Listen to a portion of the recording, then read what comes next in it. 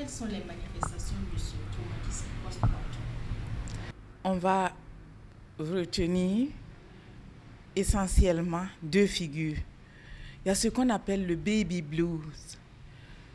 Le baby blues, alors, en général, c'est dans les 3 premiers jours. Après l'accouchement, moi-même je l'ai vécu. Après mon accouchement, le 3e jour, je ne sais pas ce qui m'est arrivé. À la maternité, j'ai commencé à pleurer, à pleurer. C'était plus fort que moi. Je ne sais pas ce qui m'est arrivé. Je me suis mise à penser à mon petit frère qui était décédé. Et puis, je ne sais pas.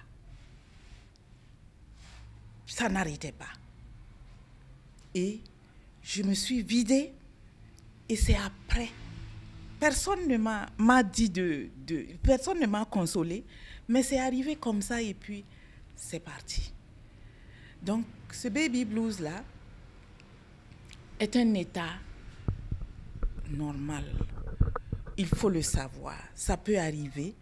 Et justement, le rôle de la sage-femme qui suit la femme en grossesse, le rôle du gynécologue qui suit la femme en grossesse, c'est déjà de se mettre dans une posture où on va donner des conseils pour dire que ça peut arriver. Mais si ça arrive, ce n'est pas grave. Et je voudrais revenir sur le trauma. Le trauma, là, justement, ça va être un état un peu sur le plan psychologique, c'est par rapport à toute cette réalité qui est là,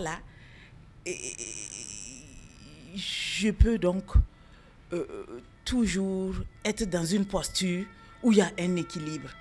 Mais si le trauma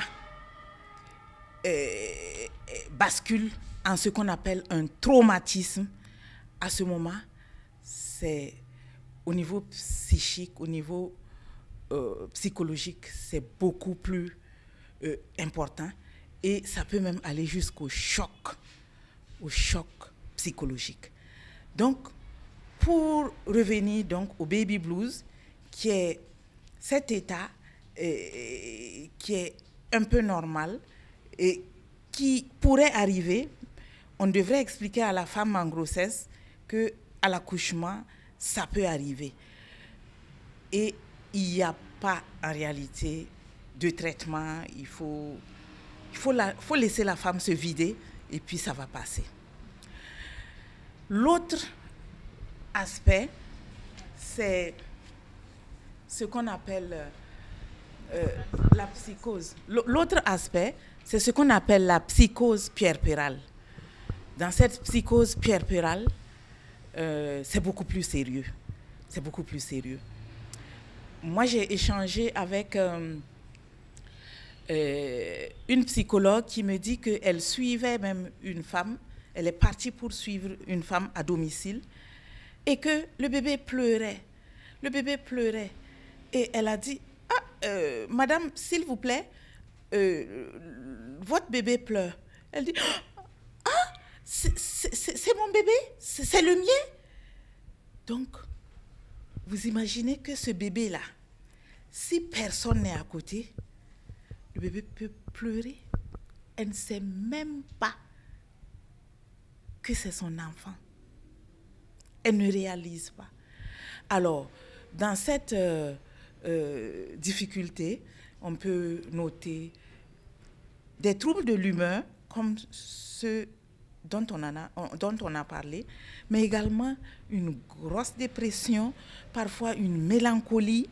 Et là, il faut faire quelque chose. Justement, comment accompagner une femme qui a vécu l'accouchement comme un traumatisme? Pour accompagner une telle femme, en général, nous devons jouer un rôle un peu de psychologue. Et le psychologue, c'est la parole. Le psychologue va amener le patient à parler Et c'est une haute qualité d'écoute. En écoutant la femme, on va arriver ensemble à savoir quel est le problème. Aller dans le subconscient, aller dans toutes ces sphères-là.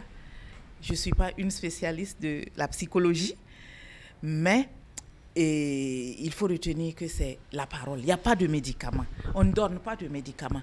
Mais quand le problème devient plus sérieux, il faut une prise en charge à deux, et le psychologue et le psychiatre, et on peut être amené à donner des médicaments.